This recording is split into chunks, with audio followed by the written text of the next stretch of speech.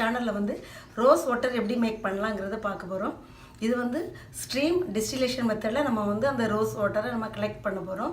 Pure rose water நமக்கு கிடைக்கும். கடைகளில் வாங்குறதுல ப்ரிசர்வேட்டிவ் ஆட் பண்ணியிருப்பாங்க. நம்ம ஃபேஸ்க்கு அப்ளை பண்ணுறது அவ்வளோவா நல்லது இல்லை. ஸோ வந்து இதை வந்து நம்மளுக்கு இப்போல்லாம் ஃப்ரெஷ்ஷாக ரோஸ் கிடைக்குது. இப்போ சீசன் நல்லா கிடைக்குது.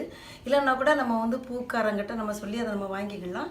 பியூராக நமக்கு அது மேக் பண்ணலாம்.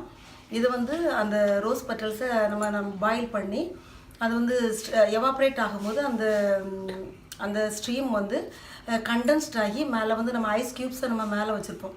அதில் வந்து உள்ள பியூர் ரோஸ் வாட்டர் வந்து கீழே கலெக்ட் ஆகிரும். பாத்திரத்து மேலே ஒரு பாத்திரம் வச்சுருப்போம், அதில் வந்து நம்மளுக்கு கலெக்ட் ஆகிரும். எப்படி பண்ணுறதுங்கிறத பார்க்கலாம்.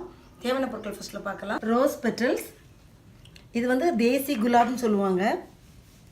இது வந்து கொலம்பியா ரோஸ்ன்னு சொல்லுவாங்க, பன்னீர் ரோஸ்னும் சொல்லுவாங்க. நல்ல வாசனையாக இருக்கும்.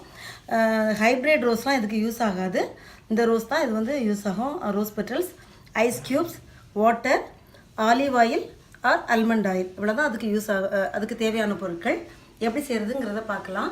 இப்போ வந்து ஒரு விரிவான வாயகன்ற பாத்திரத்தை நான் ஸ்டவ்வில் வச்சுருக்கேன். அதுக்கு கீழே இந்த மாதிரி ஒரு உங்களுக்கு அந்த ஸ்டாண்டு மாதிரி, சின்ன ஸ்டாண்டு மாதிரி உள்ளது போட்டுக்கலாம். டேபிளில் டைனிங் டேபிளில் வச்சுருப்போம்ல, அது போட்டுக்கலாம். இல்லைனா இந்த மாதிரி ஒரு தட்டு போட்டுக்கோங்க. அதில் வந்து நம்ம பிச்சு வச்சுருக்க அந்த ரோஸ் பெட்டல்ஸை சைட்லோடி போட்டு விட்ருங்க. அதில் ஒரு 2 கப் அளவுக்கு நம்ம தண்ணி ஊற்றிக்கலாம்.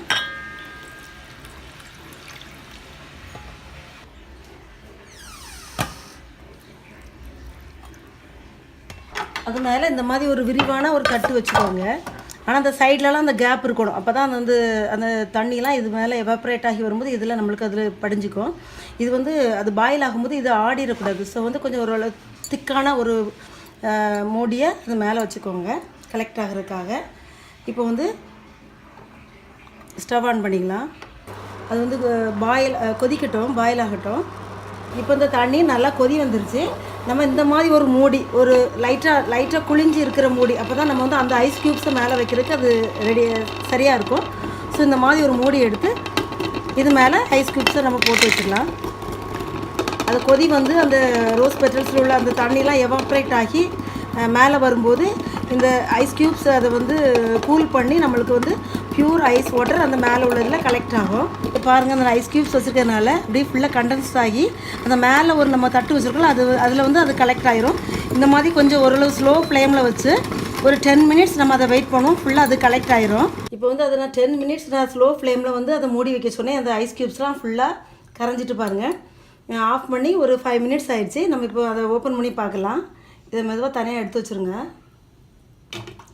நான் வந்து இந்த இது பாயில் ஆகும்போது இந்த தட்டு வந்து ஆடிச்சின்னு சொல்லி ஒரு வெயிட் அதில் எடுத்து போட்டு வச்சுருக்கேன். கொஞ்சம் அது அப்படி மேலே தூக்காமல் இருக்குன்னு சொல்லி ஒரு கனமான வெயிட் அதில் போட்டிருக்கேன்.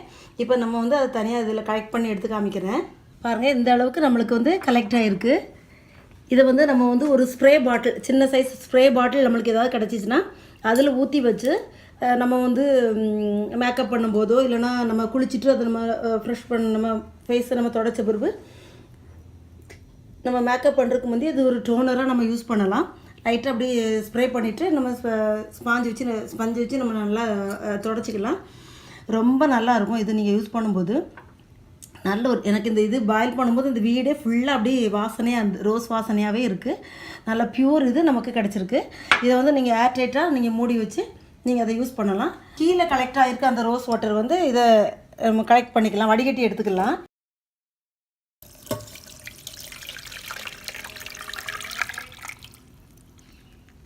இதை வந்து நல்லா நம்ம வடிகட்டிக்கிட்டோம். பாருங்கள், கீழே நம்மளுக்கு இதுவும் ரோஸ் வாட்டர் தான். இதை வந்து நல்லா பொணிஞ்சு எடுத்துக்கோங்க.